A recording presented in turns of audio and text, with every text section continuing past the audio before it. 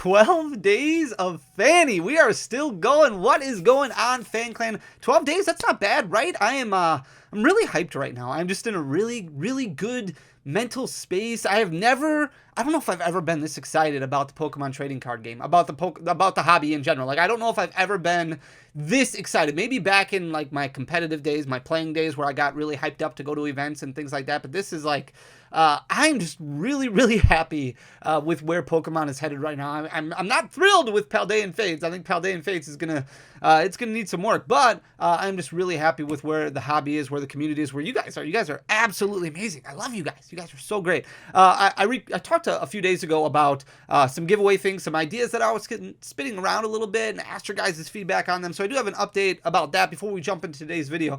So we're going to continue to do giveaways, and we're not going to do $1,000 cash, but we are going to tailor the giveaways to the subscribers collection goals. So as we start giveaways back up, which will probably be like at the beginning of February, we're going to give away a Paldean Fates master set to one lucky subscriber. So make sure you're subscribed. And we're going to do a Paldean Fates break for free for channel members. We're going to do like the wheel thing where we add all the channel members to the wheel, and we're going to break open like 25 or 30 Paldean Fates ETBs, and we're going to give that away to 30 different members or something like that. 30 different winners, one ETB per winner, something like that. But then starting in February, after we give away the master set of Paldean Fates, we're going to do like some tailored giveaways where it's going to be, you know, a $300 value or a $500 value for one lucky subscriber. That was kind of the feedback that I got, but it's going to be more geared towards what your collection goals are, what your chases are, just to make sure, just to help out, you know, do what we can to help people fulfill their goals, fulfill their collection goals. That's what it's all about, helping out each other in the hobby. That's what makes me really amped. With that being said, we're going to jump into today's video talking about Scarlet and Violet 151, and we've talked about Scarlet and Violet 151 a lot, but this is like the set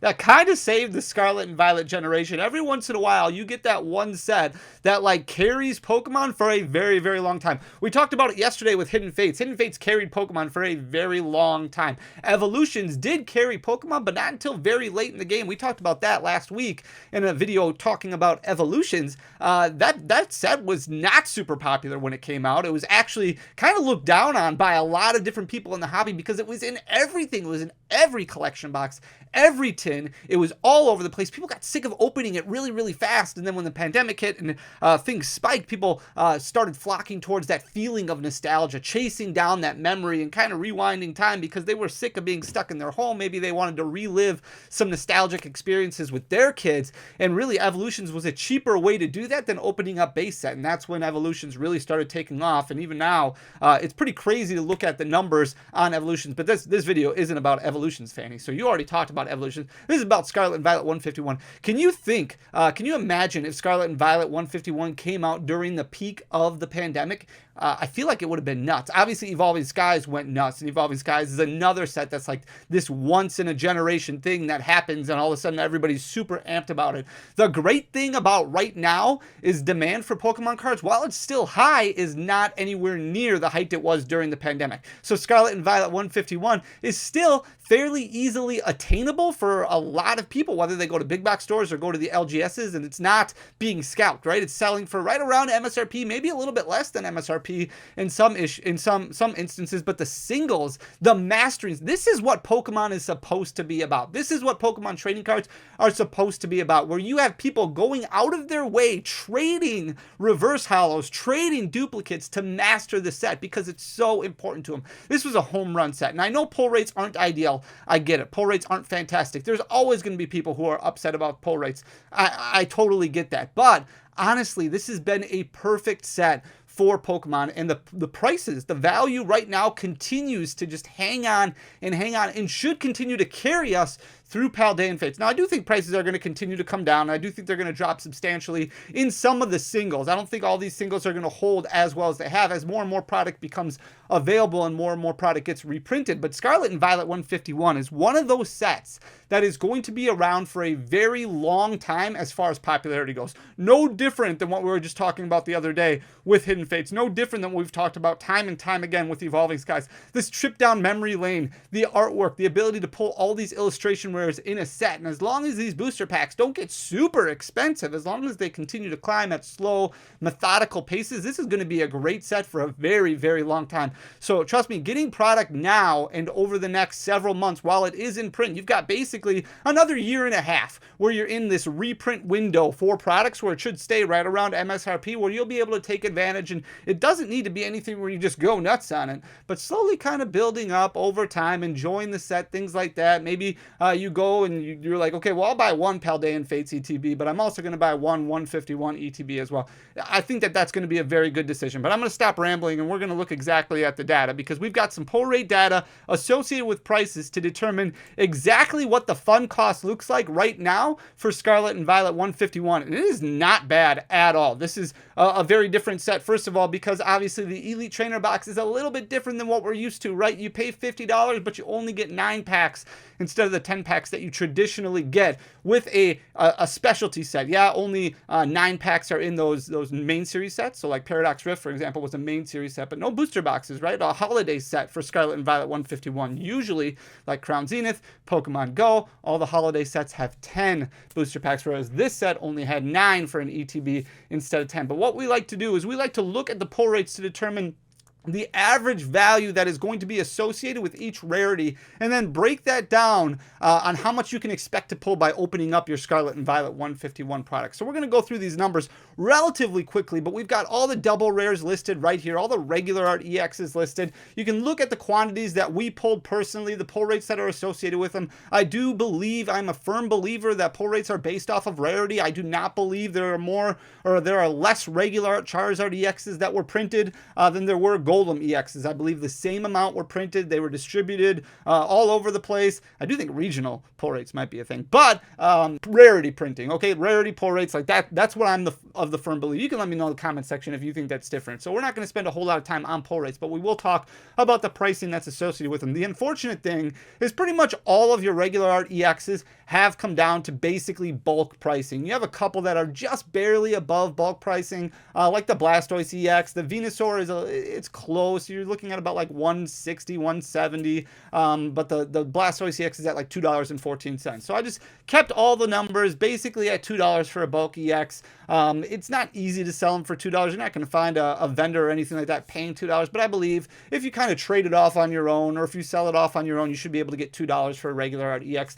The two exceptions are Charizard EX, obviously because it is Charizard, and Mew EX because there is some competitive connotations that go along with that Mew EX. Not as great as what I think it was anticipated to be, but still a very good competitive card. It's going to be in format for a very long time, so that is going to play a factor in its price point. However, there are a lot of printings of it, which is going to hurt the price point of it. There's just different rarities all over the place, right? The full arts, the ultra rares. So we're not going to spend a whole lot of time on this, and this is why I kind of think about regional print distribution and things like that, like the Ninetales EX. We opened 1,692 packs. We only pulled one of the Ninetales EX. But if you look at something like the Alakazam EX, we opened the same amount of packs and we pulled 13. Do I believe that it's 1 out of 130 packs to pull an Alakazam EX and 1 out of 1,692 packs to pull a full art Ninetales? No, absolutely not. That was just how the distribution worked for us. I believe these are all printed the same amount as far as rarity goes. That's how I think pull rates all happen. I don't know. It's just weird how distribution works, and that's why I think regional pull rates could be a thing. Conspiracy theory, I know, I get it. But as far as prices go on this, there's a lot of standouts in here. Charizard EX Full Art still hovering right around that $37 mark. That stayed relatively flat for quite some time. It did go down a little bit from where it used to be, but still very, very strong performance. If you look at full arts from other sets, really the entirety of the Scarlet and Violet era, all ultra rares, not expensive at all. Even like the Lugia Full Art, the Giratina Full Art, you look at some of the bangers from the Sword and Shield era, they're really cheap. And part of it is because there's been so many that have been pulled, right? Like I do expect these to go down in price, but a $37 Charizard EX, I mean, you're looking at, that's more than a Charizard VMAX. Like it's pretty crazy when you look at the full arts. Very, very, very strong performances. Blastoise EX still hanging on at $22. The Venusaur EX is at $17. And then you've got a lot of double digits all over the place, like that Arbok EX at 10, the Ninetales EX at 14, 9 on the Wigglytuff tough, 13 on the Alakazam, 9 on the Golem, 10 on the Kangaskhan EX. Jinx is at $9, Zapdos EX is at $12, and Mew EX is at $20. So every single full art Pokemon is selling for at least $9, at least a $9 value on all those. Pretty much unheard of in a current Scarlet and Violet set for full arts, right? Like it's absolutely crazy. If we look at the full art supporters, which I believe have the same rarity, the same pull rates, Bill's Transfer has dropped down to $5, Daisy's Help has dropped down to $6, and Giovanni's Charisma has dropped down to $5. So those three full art supporters in single digits, 5, 6, and 5 respectively. The only outlier is the Erica's Invitation, and that's just the full art, currently selling for $11, so a little bit more expensive. The illustration rares are really what make this set. Illustration rares, this is what happened with Paldea Evolved, kind of what happened with Paradox Rift as well. The illustration rares, while they're a little bit easier to pull, the values because of the artwork and the storyline continue to climb and do extremely well. So Bulbasaur hanging on at $25 a piece. Ivysaur currently at $19, Charmander's at $32, Charmeleon's at $23. You have a $27 value associated with the Squirtle, $19 on Wartortle, Caterpie's at $8, so that's the first single-digit illustration rare that we have. Pikachu's currently selling for $21, which isn't bad when you consider it being Pikachu. $9 for Nidoking, $11 for Psyduck, $13 for Poliwhirl, $9 for Machoke, $7 for Tangela, $6 for Mr. Mime, and $6 for Ammonite. So those are your cheapest of the illustration rares. The surprise being Dragonair continues to be extremely strong. You're looking at $17 for that Dragonair, which really isn't bad at all. If you go over here to the special illustration rares, some really big value here for the Charizard EX. This is a bit of an outlier, so this is going to impact our numbers a little bit. But your special illustration rares obviously should have similar pull rates across the board for that rarity. Venusaur EX is currently selling for $45, but that Charizard EX is back up to $120. It dropped down to about $112, lost about 10% of its value. Now it started to climb back up again. Blastoise EX currently selling for $47. Alakazam is at $35. Zapdos EX is at $42. Erica's Invitation currently selling for $23. That one has fallen a lot since release. And then the Giovanni's Charisma currently selling for $11. If you look at the Hyper Rare, there's just not a whole lot of love for gold cards anymore. Maybe it's time for Pokemon to just kind of do away with them or redo them altogether, redo the outlook. We'll see what happens in the future, but not a whole lot of value associated with these. Mew EX currently selling for $9. That's the most expensive one. Obviously, it does have competitive playability, but also it is Mew, which helps a little bit. But then you have the Switch card. Switch is at $4, which is way, way cheap compared to what it has done in the Sun and Moon era, right? The Switch printing that was in, I can't even remember. It might have been Guardians Rising, one of the early Sun and Moon sets. And then you have the Psychic Energy. I think people are just done with Secret Energies altogether. That one's currently selling for $5, so not much on that. So what does this all mean? If we take this and we average the price, so we opened up 1,692 packs. We found out that it takes you about 3 packs to get 1 hit. So your ETB is going to have 2.98 hits in it. So if you go out and buy an ETB, you should get 3 hits. You might get less, you might get more, but you should get 3 on average. Your packs per double rare, you're looking at about 6.82, about 7 booster packs in order to get 1 double rare, a little over 17 booster packs to get one of those full arts, a little bit over 13 to get one of those illustration rares. So illustration is a little bit easier to pull than those full art ultra rares. The special illustration rare is about 1 per booster box, so 1 out of every 33 packs, and then the packs per hyper rare is 1 out of every 48. So we broke this down based off of booster pack set or booster box setting. I know there are no booster box for Scarlet and Violet 151, but we're breaking this down under the assumption that you're buying 36 packs worth of Scarlet and Violet 151. You can break down the math further if you would like to. So what we're going to do is we're going to take the average value of what you could expect to pull out of a 36-pack sample size of Scarlet and Violet 151. So your average value associated with all of your double rares, all of your regular art EX is $2.50. So basically all of them bulk, right? Except for that Mew and that Charizard, those sell for $5 a piece. If we average all those together based off of pull rates, your average value is $2.50. And then we take that and we multiply it by the amount you are expected to pull in your booster box sample size. So we take that $2.50 average and we multiply it by 6.82 because you should get by 5.28 because you should get 5.28 in your booster box, your quotation booster box, your 36-pack sample size of Scarlet and Violet 151. That means on average your booster box is going to contain $13.19 worth of value when it comes to those double rares. For your ultra rares, your full arts, those average out to about a $13.06 price point. So your average on those, $13.06. sense you're going to pull 2 of them, 2.09 in your booster box sample size of Scarlet and Violet 151. That means on average, your booster box, your 36-pack sample size, is going to contain $27.23 worth of value out of those full arts. For your illustration rares, average value, this one's actually not too bad, $15.75. And the great thing about the illustration rares, for the most part, there's not a ton of outliers. Yeah, you have some that are priced in the high 20s or low 30s. Yeah, you have some that are priced single digits, but for the bulk of them, all somewhere around, 15, 16, 20, 25, somewhere around that ballpark. So the fact that you're pulling 2.72 out of your booster box, your average value should be pretty close there. That means on average, your 36-pack sample size, $42.89. The outlier here is going to be the special illustrationers. Obviously, this price point is going to be impacted by that Charizard EX. If you don't pull that Charizard EX in your sample size, because you're only going to pull 1.09 out of your 36-pack sample size, $46.14 is going to be a little bit high. You could pull the Venusaur, you could pull the Blastoise, you could pull the Zapdos, which are close, but you could also pull the Giovanni's Charisma, which is only 11. Obviously, this is an average for a reason, but that means on average, your booster box should have $50.07 worth of value from those special illustrations. Your packs per hyper rare, you're looking at 0.74 per booster box at an average value of $6 per card. You're looking at $4.47 of value in your sample size, your 36-pack sample size. So average hits per ETB, $2.98. How do we break this down? So your average value per booster box, you're looking at $137.85 out of your pulls. Now, there's ancillary pulls in Scarlet and Violet 151. There's not a whole lot of cards that are worth pulling out, right? Your item cards like Grabber. Grabber is the only one that's really has any value associated with it, and even that, it's not much. However, your reverse hollows do have a decent chunk of that. A lot of reverse hollows, especially the rares, are still worth $1 or more. So reverse hollows, not doing bad at all. But like I said, a lot of people trying to master this set. So trading those off to obtain pieces that you might be missing is a really, really good idea, a really strong idea. You also have those cosmic foil energy cards, or whatever you want to call them, the foil energy cards, which do pretty well, selling 50 cents, $1, somewhere around there. So your ancillary value out of those 36 packs, you're looking at about $20, not bad. So you add that to your average value. So your total value, your total average value of your 36-pack sample size should be $157.85. And then we took the market price right now for booster packs of Scarlet and Violet 151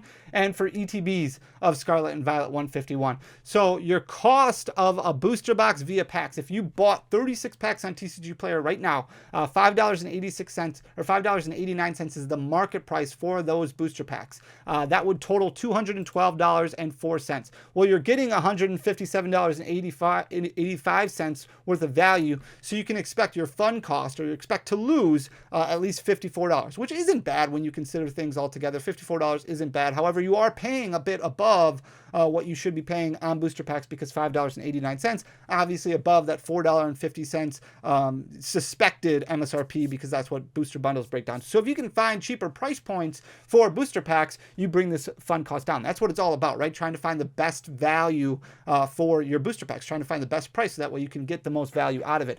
If you find ETBs a little bit better. So ETBs right now selling for $48.39, a little bit under MSRP. If you look hard for them, you can find them for $43, $44, $45, somewhere in that price point, and that brings that fund cost down even further, even better. So if you buy 4 of them, because there's 9 packs per Elite Trainer box, and this isn't even including that Snorlax, which is selling for $1. So at 9 packs, you're looking at $193.56 worth of cost for those 4 Scarlet and Violet 151 ETBs. So $48.39 times 4 gives you that $193.56 price tag. Your fund cost, you would expect to lose $35.71 on average. If you want to know the price points that you're going to be looking for to basically break even in fund cost, here it is right here. You basically want to pay about $4.38 per booster pack in order to get even value. So if you can go out and you can find booster packs for $4.38, it's possible if you buy in bulk. It's not likely, but it is possible if you buy in bulk.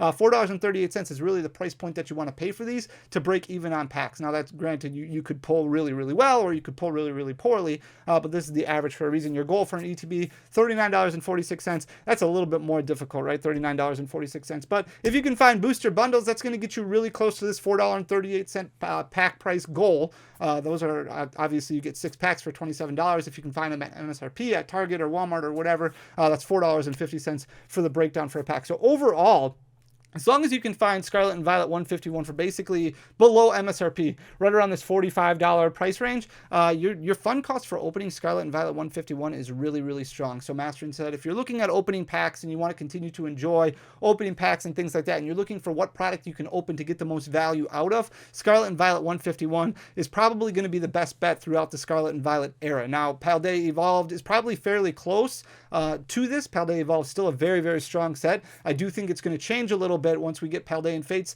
because there are some reprinted cards in Paldean Fates that are going to impact the values of Paldean Evolved. However, that remains to be seen. We'll see what happens in a couple weeks when those products come out. This was a lot of numbers, and I know this was a lot of information. I hope you were able to follow it okay. I try my best to explain it all. But basically, the main thing is that you want to go out and you want to spend as little money as you can to get the most enjoyment and value out of the product that you're opening, right? Like, that's obviously the goal. And that would make, I mean, that makes Pokemon perfect, right? If you get the value out of it. Now, I don't like paying just only attention to the value of cards, because I think that diminishes the enjoyment that you can have once you focus only on value. It's too much. But I do think that it is something that's important to look at, because we do want to monitor our expenses and we want to monitor our spending to make sure we're getting the most out of our collection dollars, so to speak. So I hope you enjoy the content. If you do, please hit that subscribe button down below. Leave a like, leave a comment, share the video. Sharing the video goes a really long way. You know, that whole mouth-to-mouth advertising that we keep talking about. Ultimately, I just really appreciate you guys being here. Thank you for taking the time to watch the video. I'll stop rambling. I'll be back tomorrow, hopefully with a short Sunday with another video. Until next time, guys, I'll talk to you soon. Peace!